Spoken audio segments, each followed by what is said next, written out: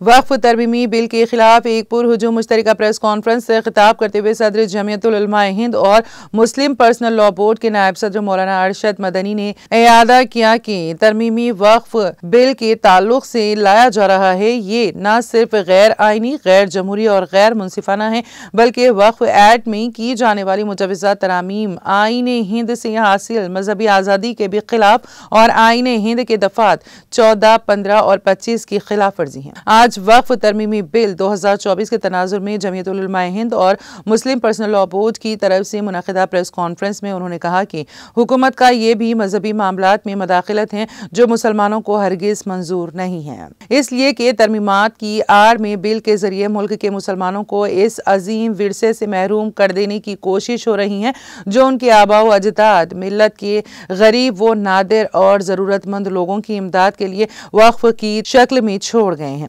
उन्होंने कहा है कि मुस्लिम मजहबी शख्सियतों से किसी तरह का सलाह मशवरा किए और मुसलमानों को एतमाद में लिए बगैर बिल में तरमीमात की गई हैं, जबकि वक्फ एक खालिस मजहबी और शरई मामला है, क्योंकि एक बार वक्फ का अतलाक होने के बाद वक्फ जायदाद मौकूफा का मालिक नहीं रहता है, बल्कि वो जायदाद अल्लाह की मिल्कियत में मुंतकिल हो जाती है। मौलाना मदनी ने कहा कि तरमीमी बिल को पार्लियामेंट में पेश करते हुए दावा किया गया कि इससे कामकाज में शफाफियत आएगी और मुस्लिम मुआशरे के कमज़ोर और ज़रूरतमंद अफराद को फ़ायदा पहुँचेगा, लेकिन तरमीमात की अब जो तफसीलात सामने आई हैं उनको देखकर बजा तौर पर कहा जा सकता है कि ये बिल हुकूमत की बदनीयती और इसके ख़तरनाक अज़ाइम का सबूत है। इसलिए अगर ये बिल पास हो गया तो न सिर्फ मुल्क भर में वक्फ जायदादों का तहफ़्फ़ुज़ खतरे में पड़ सकता है, बल्कि नए तनाज़ात का एक दहाना भी खुल जाएगा और इन मस्जिदों, मकबरों, इमारतों, इमाम बाड़ों और ज़मीनों की हैसियत